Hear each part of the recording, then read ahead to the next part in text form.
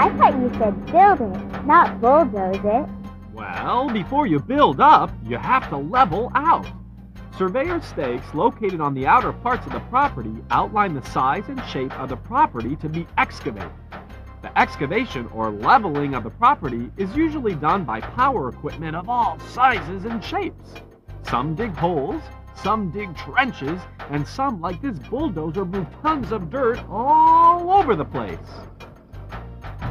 Moving the dirt levels the land. And once the dirt has been leveled and is flat, construction can begin. But before excavation can begin, the top 12 to 18 inches of the soil is usually removed and sold to farmers because it's full of nutrients.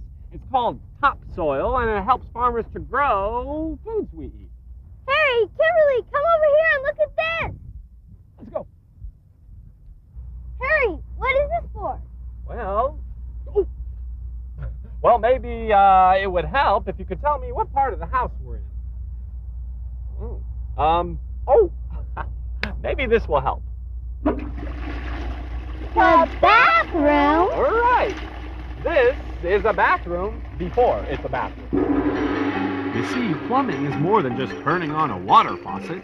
It's an entire system of pipes, valves, tanks, and fixtures that moves, stores, and disposes of all the water, sewage, and gas in your house.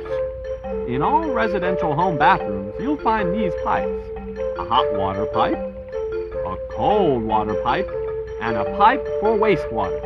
These get attached to your sink, bath, and toilet. Where do all these pipes come from, Harry? They don't just grow out of the ground. No, they don't grow out of the ground, but they do come from the ground.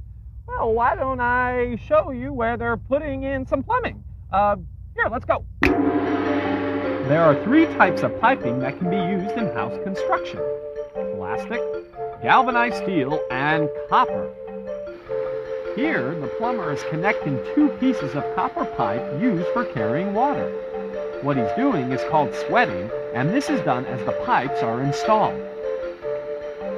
Gas, water, and sewer pipes are always placed in the ground. Each type of pipe has its own trench, and the pipes connect to the city's or town's water, gas, and sewer supplies. Workers run the pipes to anywhere in the house where gas, water, or sewage lines are needed. The trenches are then filled in, and all you have left above ground are these. I don't know, Harry. It still looks like a lot of dirt pipes sticking out. When does it start to look like a real home? Right now. Stand aside. What's that, Harry? It's the funnel to the cement truck, and it's here to pour the house's foundation. Workers begin setting into place boards called forms. They're called forms because they help form the wet concrete into the size and shape of the foundation needed. They must be strong because wet concrete is very heavy. So to help hold them in place, stakes like this one are used to add strength. Now comes the fun part. Once the forms are set into place, it's time to pour the foundation. Let her rip!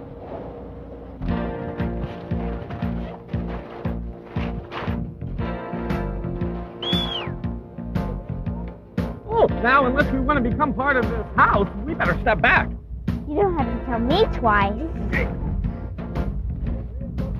As the foundation for the house is being poured, workmen first use shovels to help spread the concrete. Once the concrete has been poured and spread, the excess concrete is removed, and this is called screeding. Workmen then use a tool called a darby to level out the cement and remove any high spots. The last step in pouring a foundation is called troweling, where a tool called a trowel is used to put a smooth surface on the foundation.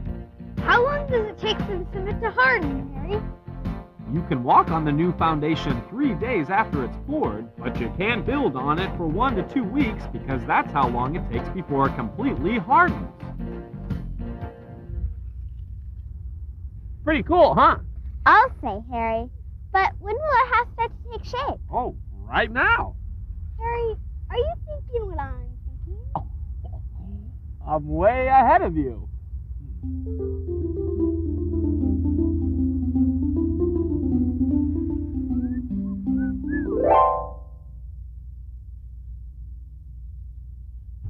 you for getting something? Or someone, Oh. like us, for instance? No, I didn't forget about you guys. I just thought you'd rather do it by yourself.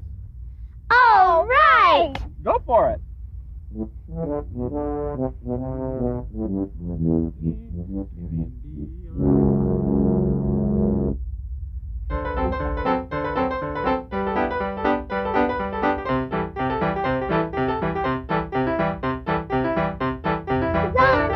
Yay! Now that's better. That was fun. And it won't hurt a thing because once the floor is laid, no one will be able to see it. It will be our own little secret. What's all that noise, Harry? Come on, it looks like those carpenters are getting ready to frame that house. You mean like a picture frame?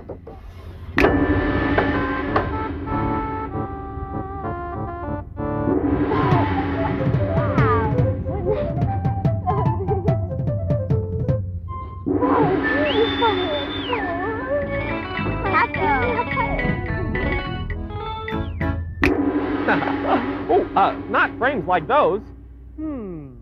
Frames like this. Wow! I told you this place was haunted. Ooh, what's haunted? Ooh, what'd you see? What'd you see? Skeleton, Harry. Oh, no. Oh, no. See, just as the skeleton is here to show you how your skeleton holds your body together, a frame holds a house together. We don't get it, Harry. Oh. Okay, well, I think what we need is a carpenter. Where did my wall go? Well, sir, I think it's over there.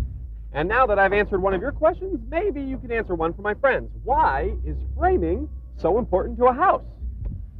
Well, you see, kids, framing is so important to a house. Haven't I seen you somewhere before? Well, maybe. I am Hard Hat Harry. No. Well, you see, kids, the reason a framing is so important to a house is because everything's fastened to it. If I only had a wall, I could show you. Well, how about this wall? Yeah, that's perfect. Let's come over here and I'll show you. First, the framing is fastened by this anchor bolt to the foundation. And then everything else is attached to it. Like the windows, the floors, the doors. Even the roof? Especially the roof. And that is why the framing is so much like a skeleton. Everything is attached to it. Now, where did my wall go? Well, maybe I can help you. Oh, here it is. Good work, Harry. Oh, I thought so. Now, there are two basic ways to frame a house. One is by building and cutting all the materials right here on the site. Let's go.